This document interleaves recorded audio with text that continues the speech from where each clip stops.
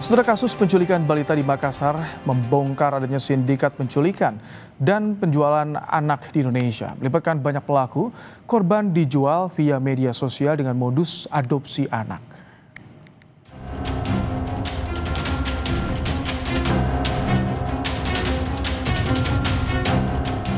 Kasus penculikan balita di Makassar menguak tabir adanya sindikat penculikan anak di Indonesia. Saat ini, polisi telah menetapkan 4 tersangka dalam kasus penculikan balita di Makassar. 3 tersangka mengaku telah beberapa kali melakukan penculikan dan menjual anak-anak. Polisi tidak menampik akan adanya tersangka baru dalam kasus ini. Kita sudah bentuk tim khusus untuk pengembangan terhadap perkara ini. Ya, dari hasil pengembangan sementara kita sudah mendeteksi adanya korban-korban dari tempat lain selain dari Sulawesi Selatan. Ini semuanya masih kita dalami. Kita sudah bekerja sama juga dengan Bareskrim. Kita sudah koordinasi dengan Bareskrim untuk di backup-nya. Mereka ini melibatkan jaringan dari berbagai wilayah, ya, lintas provinsi. Ya, kita masih dalami juga adanya tersangka-tersangka lainnya. Seorang balita berusia 4 tahun diculik di Taman Pakui Sayang, Makassar pada 2 November lalu. Aksi tersangka sempat rekam kamera CCTV. Usai menculik korban, pelaku menjual korban via media sosial dengan modus adopsi anak. Kapolda Sulawesi Selatan Irjen Juhandani Raharjo Puro menyatakan, balita yang diculik di Makassar sempat 3 kali berpindah tangan, hingga akhirnya ditemukan di Jambi. Korban ditawarkan mulai dari harga 3 juta hingga 80 juta rupiah.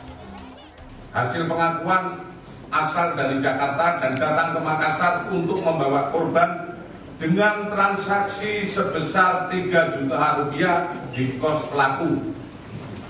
Kemudian korban dibawa NH ke Jambi, transit di Jakarta. AS dan MA mengaku membeli korban dari NH sebesar 30 juta dan menjual kembali kepada kelompok salah satu suku di Jambi seharga 80 juta.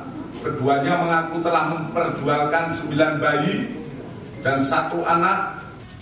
KPAI mengungkap saat ini marak grup-grup media sosial yang berkaitan dengan adopsi anak.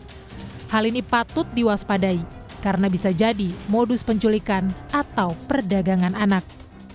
Ini sebetulnya fenomena gunung es terkait data penculikan atau penjualan bayi ini. Dan per setengah jam yang lalu, Mas Ihsan, saya coba searching di Facebook ya, dengan memasukkan kata adopsi bayi, itu setidaknya saya sangat mudah menemukan misalnya adopsi bayi Jawa Tengah dengan pengikut ada 3.000 gitu ya. Kemudian ada ikhtiar bumil dan adopter dengan pengikut 7.000.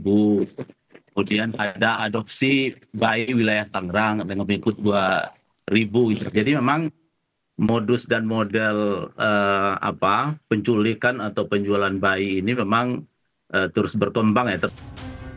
Langkah cepat polisi membongkar kasus penculikan anak di Makassar patut diapresiasi. Namun, banyak pihak berharap polisi dapat mengusut tuntas jaringan perdagangan anak lintas daerah. Tim Liputan, Kompas TV.